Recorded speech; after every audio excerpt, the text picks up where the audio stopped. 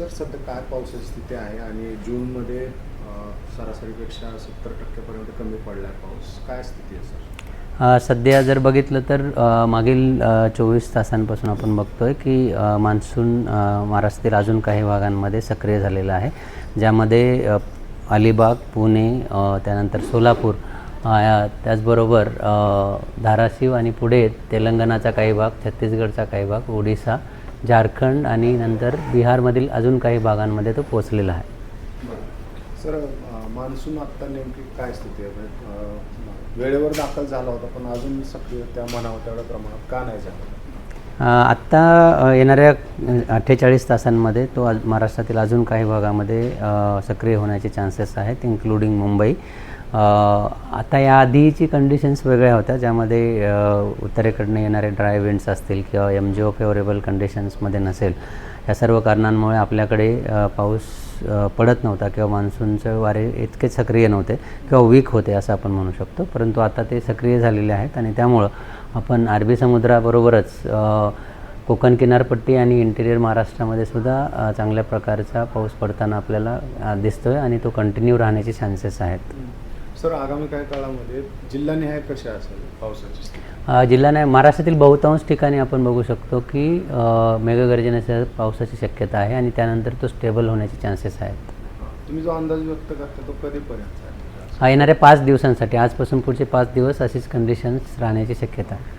तर उत्तरेतनं पण येणाऱ्या उष्ण वाऱ्यांमुळे पण पावसावर परिणाम झाला होता, त्याची काय सध्या? सध्या त्यावर आपण बघू शकतो. जसं तुम्ही म्हणालात की उत्तरेकडे येणारे जे वारे होते त्यांचा परिणाम होऊन मान्सूनचे वारे वीक झाले होते, परंतु आता हा जो क्रॉस इक्वेटोरियल फ्लो आहे किंवा मान्सूनचा जो फ्लो आहे तो स्ट्रॉंग झालेला आहे आणि हे किनारपट्टीचा जो प्रदेश आहे तिथे चांगल्या प्रकारचे ढगनिर्मिती आपल्याला दिसते. ह्या वाऱ्यांमुळे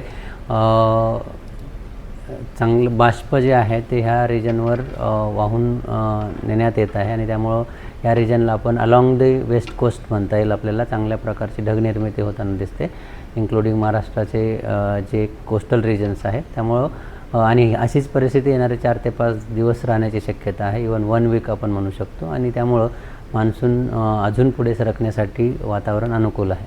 बरं सर, पुढच्या आठवडाभरात म्हणजे काय सगळं राज्य व्यापून जाईल? पूर्ण राज्य व्यापण्यासाठी म्हणजे कंडिशन्स तर फेवरेबल आहेत, परंतु तसं काही स्टेटमेंट आपण इमिडिएटली देत नाहीत. 48 आवर्ससाठी तरी कंडिशन्स फेवरेबल आहे अजून काही भागांमध्ये तो सक्रिय होण्याचे. मुंबईसुद्धा त्यामध्ये इन्क्लुडेड आहे. त्यानंतर च्या कंडिशन्सवर आपण तसं सांगू किंवा तसं काही प्रेस रिलीज दिली जाईल, कारण कसं असतं की स्पेशल कंटिन्युटी पण महत्त्वाची असते. पूर्वेकडच्या भागांमध्ये त्याच प्रमाणात पाऊस पडणं गरजेचं असतं, तर त्या कंडिशनवर तसं सांगितलं जाईल.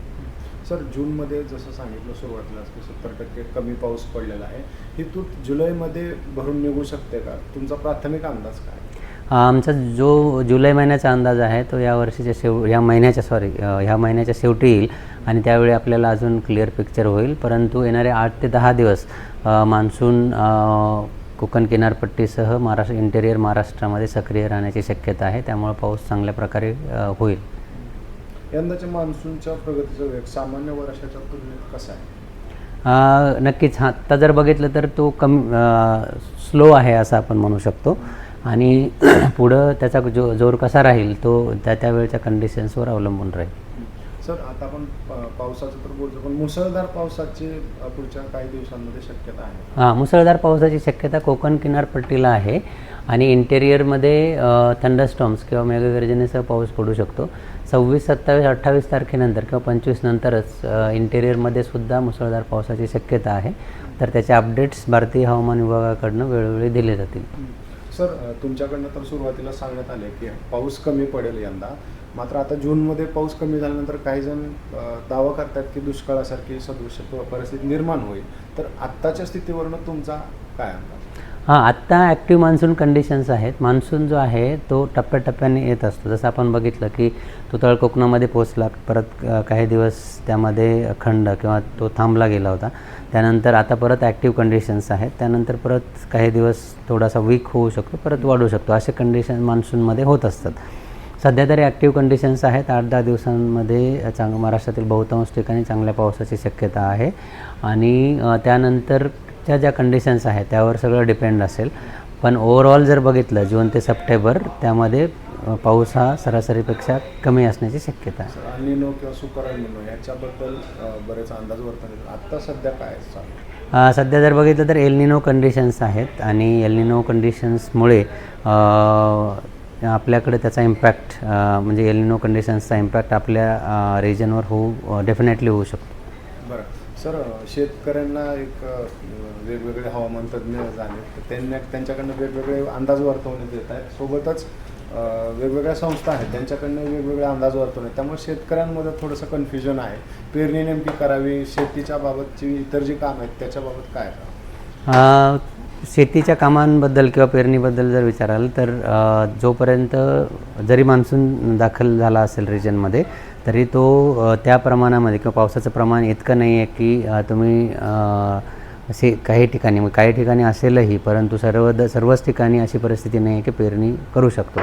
तर जोपर्यंत चांगल्या प्रकारचा पाऊस पडत नाही आहे, 65 मिलीमीटरपेक्षा जास्त पाऊस पडत नाही आहे आणि जमिनीची ओलसुद्धा चांगल्या प्रकारे होत नाही आहे, तोपर्यंत पेरणीविषयी विचार करावा किंवा मग कृषी विभागाकडनं जे काही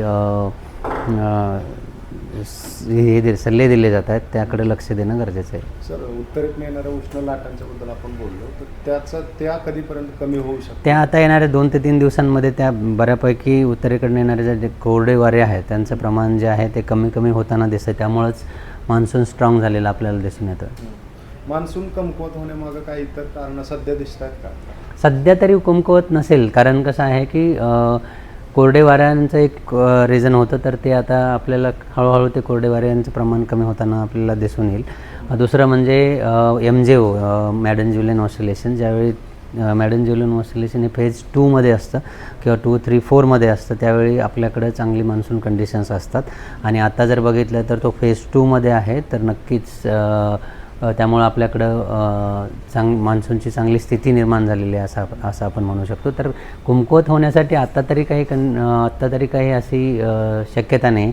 येणारे 8-10 दिवस तरी तसं काही दिसून येत नाही. सर, जिल्हानिहाय जरा आम्हाला हे दाखवता येतील का तुम्हाला अलर्ट कशा पद्धतीचे? ते ॲक्च्युली आमचं 1 वाजेनंतर ते अपडेट असतात.